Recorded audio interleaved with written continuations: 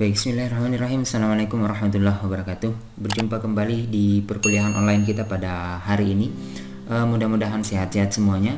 Pada hari ini kita akan membahas topik yang sangat menarik di farmasi, yaitu tentang interaksi obat. Dan salah satu kompetensi yang saya katakan bahwa wajib dimiliki seorang farmasis. Oke. Pada kesempatan kali ini kita akan membahas tentang interaksi obat, dan saya akan memberikan poin-poinnya, poin-poin penting dalam hal interaksi obat. Jadi belajar masalah interaksi obat itu memang cukup panjang dan cukup menarik.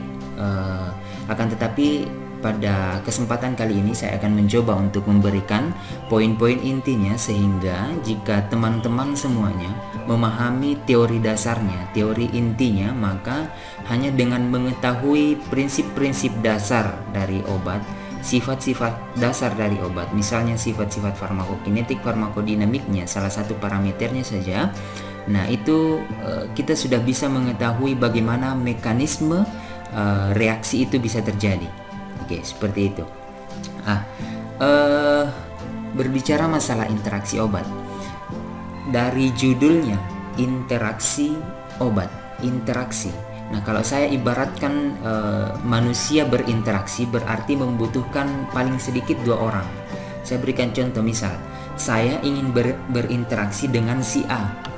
Nah, berarti membutuhkan setidaknya saya dengan si A, berarti membutuhkan paling tidak 2 orang.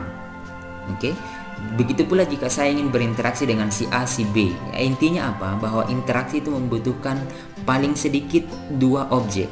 Nah, kalau obat, interaksi obat, berarti kata kunci pertama supaya mudah paham tentang interaksi obat. Jika berbicara masalah interaksi obat, maka di pikirannya yang pertama adalah memikirkan bahwa ada 2 obat yang sedang kita bicarakan, paling minimal ada lebih dari 1 obat yang kita bicarakan. Artinya obat itu saling berinteraksi. Oke? Jadi apa sebenarnya itu interaksi obat? Kalau saya memberikan analoginya seperti ini. Interaksi obat itu ketika satu obat dengan obat yang lain itu saling bertengkar, saling fight, saling berkelahi.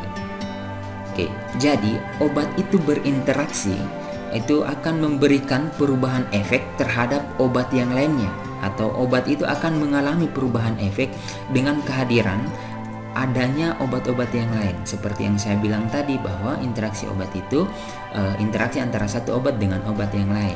Jadi efek obatnya itu akan berubah. Nah, efek obat akan berubah dengan adanya obat yang lain.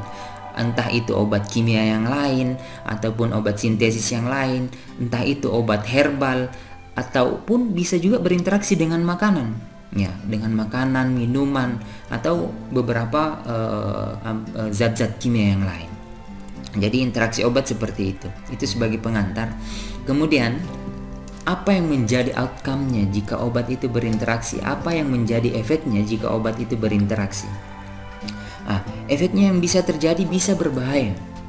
Bisa berbahaya jika hasil dari interaksi itu bisa meningkatkan toksisitas dari obat tersebut. Jadi kalau saya berbicara masalah toksisitas, tentu teman-teman sudah paham bahwa salah satu efek obat, efek farmakodinamik dari obat, bukan hanya efek yang kita inginkan atau efektivitas, tapi ada 2.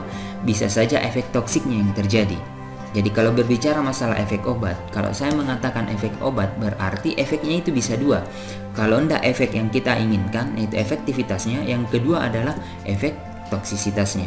Nah, interaksi obat bisa menyebabkan penambahan efek dari toksisitasnya ini. Bukan efektivitas obat, bukan efek yang kita inginkan yang didapatkan, akan tetapi justru efek toksik obat yang didapatkan.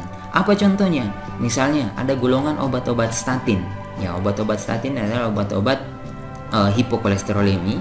Statin itu dikombinasi, misalnya ada orang kolesterol tapi dia juga panuan. Nah, makanya menggunakan golongan obat-obat azol. Nah, ini contohnya kayak miconazol, ketoconazol. Nah, itu golongan azol namanya.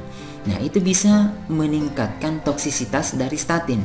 Itu bisa menyebabkan rhabdomyolisis ataupun sakit-sakit otot, istilahnya seperti itu, ya.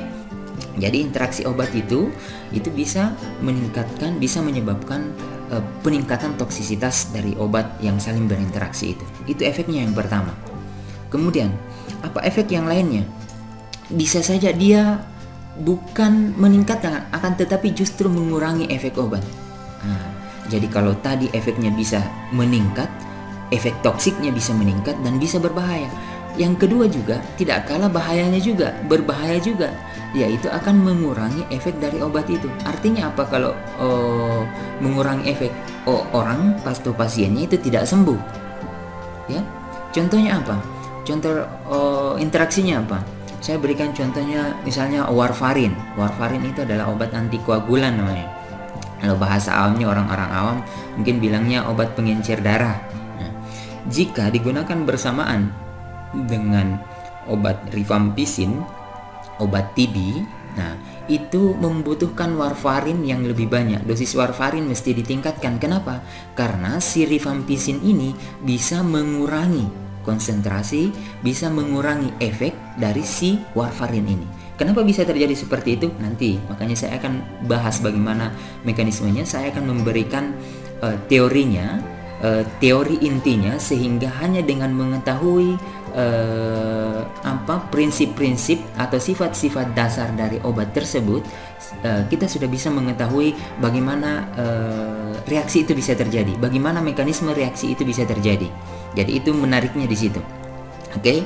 Apalagi contohnya, misalnya tetrasiklin atau golongan obat-obat quinolon, ya, itu digunakan bersamaan dengan antasida. Jadi misalnya minum obat antasida, terus juga menggunakan antibiotik tetrasiklin. Ada golongan antibiotik tetrasiklin dan quinolon. Nanti kita belajar sama-sama tentang antibiotik. Itu maka efek antibakterinya itu tidak akan didapatkan, bahkan berkurang seperti itu efek antibiotiknya. Jadi harapannya mungkin bisa sembuh, akan tetapi justru tidak sembuh. Kenapa seperti itu? Karena obat yang satunya tadi mengurangi efek dari obat yang satu. Oke, jadi saling mengurangi efeknya seperti itu. Itu efek yang bisa terjadi. Pertanyaannya kemudian, dari kedua efek ini, dari interaksi obat, jadi kalau ada satu obat dengan obat yang lain saling berinteraksi, dari kedua efek yang saya berikan ini sama-sama efeknya merugikan tentunya. Namun pertanyaannya kemudian, apakah selamanya merugikan efek obat itu? Jawabannya tidak juga. Bahkan bisa juga sengaja diberikan interaksi itu dengan catatan dengan tujuan bahwa interaksi obat itu justru bermanfaat. Nah, oke, apa contohnya? Contohnya dengan penggunaan bersama resep obat-obat antihipertensi digunakan dengan obat-obat diuretik. Supaya apa? Supaya efek antihipertensinya, supaya efek apa yang diinginkan dari penggunaan obat-obat antihipertensi itu bisa lebih dicapai. Artinya bisa lebih poten efeknya, bisa lebih bagus efeknya. Jadi seperti itu. Akan tetapi memang secara besarnya, secara garis besarnya, secara keseluruhan bahwa yang namanya interaksi obat itu memang efeknya merugikan. Akan tetapi bisa di-manage. Makanya itulah pentingnya sebagai seorang farmasi untuk mengetahui bahkan sedetail-detailnya tentang interaksi obat.